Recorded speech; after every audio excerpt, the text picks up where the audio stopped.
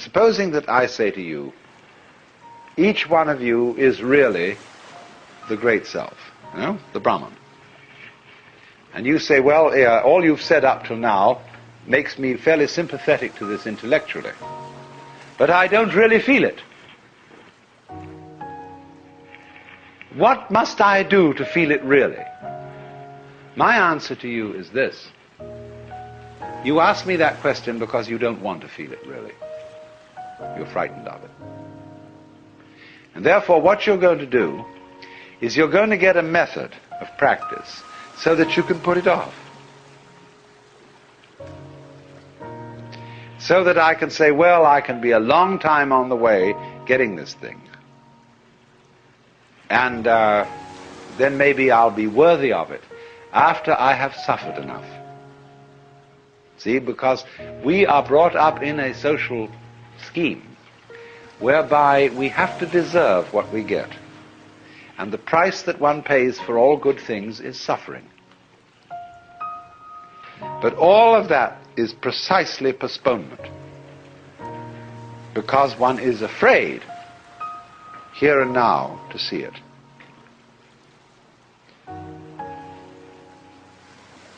If you had the nerve, real nerve, you would see it right away. Only that would be, when one feels you shouldn't have nerve like that. Why, that would be awful. That would be, that wouldn't do at all. Because after all, I'm supposed to be poor little me. And I'm not really much of a muchness. And I'm playing the role of being poor little me. And therefore, in order to be something great, like a Buddha or a Jivan Mukta, one liberated in this life, I ought to suffer for it. So you can suffer for it. There are all kinds of ways invented for you to do this. And you can discipline yourself, and you can gain control of your mind, and you can do all sorts of extraordinary things. I mean, you can drink water in through your rectum and do the most fantastic things. But that's just like being able to run the 100 yards in 9 seconds, or push a peanut up Mount Tamalpais with your nose, or any other kind of accomplishment you want to engage in. There's absolutely nothing to do with the realization of the self. The realization of the self fundamentally depends on coming off it. The sort of, when we say to people who put on some kind of an act, we say, oh, come off it. And some people can come off it. They laugh and say, they suddenly realize, they were making fools of themselves, and they laugh at themselves and they come off it. So in exactly the same way, the guru, the teacher, is trying to make you come off it. Now, if he finds he can't make you come off it, he's going to put you through all these exercises, so that you, at the last time, when you've got enough discipline, and enough suffering, and enough frustration, you'll give it all up and realize you were there for the beginning and there was nothing to realize. But the guru is very clever. He says, all right, if this is the way you have to go, this is the way you have to go. You asked for it. You came to me, I didn't invite you, you see, the guru says. You came to me and said, I want to learn yoga. Well, he said, yoga is union. You're tattvamasi, you're that. Well, no, you say, I'm sorry, I don't understand that, because I only get it intellectually, I don't feel it.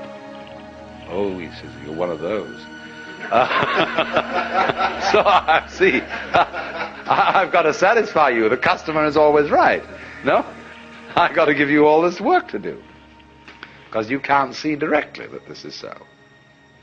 But he's looking at you in a funny way, you see. The guru is always saying to you, what are you doing?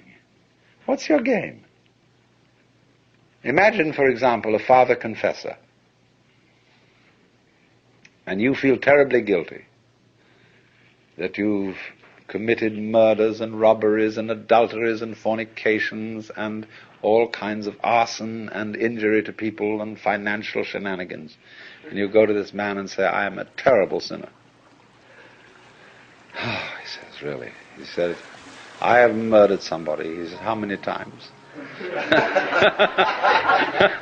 And you think, oh, good Lord, this man doesn't realize how awful I am. And you recite all these things. He's perfectly calm. And then you say to him, well, you don't seem to be very shocked. He said, you haven't confessed any serious sins. He said, what do you mean by a serious sin? Well, he said, what do you think? Well, I don't know. I just feel wrong. I just feel there's something in the basis of me that tells me that I am not what I ought to be. Could it be that I'm spiritually proud? That I'm egocentric? He says, no, this is not. This is very usual. This is quite ordinary sin. But he says, you are guilty of something really terrible. And what could that be? Well, I have no idea. Now he says, come on. Go deeper. What is the real sin you've committed? You think, what, me? I, little me, could do something worse than murder, worse than spiritual pride? Just little me? I mean, I'm a reasonably well-intentioned person. What could that be? And he looks at you in a funny way. Says, you know. You know, it's a kind of a Kafkaesque situation where you're accused of a crime that's not specified, and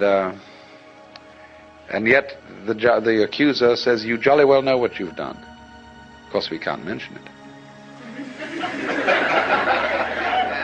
Because, it's like those laws that are on the books in the state of California and several other states where people are accused of the abominable crime against nature. Nobody knows what it is. I mean, it can't be mentioned. It's too dreadful to be talked about. So this guy does the same thing, but it's in a different dimension. You've done it. Now what? Well, what did you do? See, the real crime is that you won't admit you're God. That's false modesty. So the Guru challenges, you see. He challenges you. If you raise the question, he doesn't go out and preach in the streets.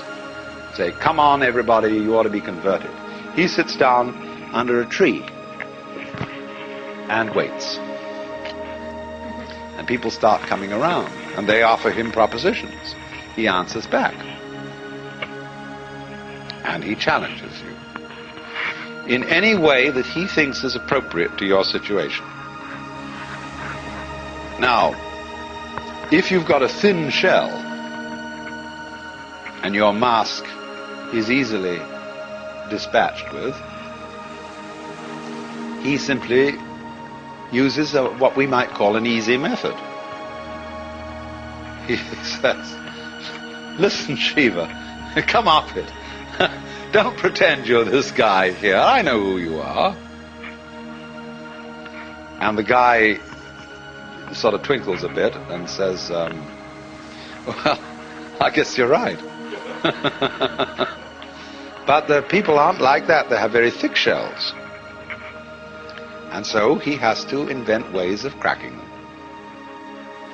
So here is how it goes.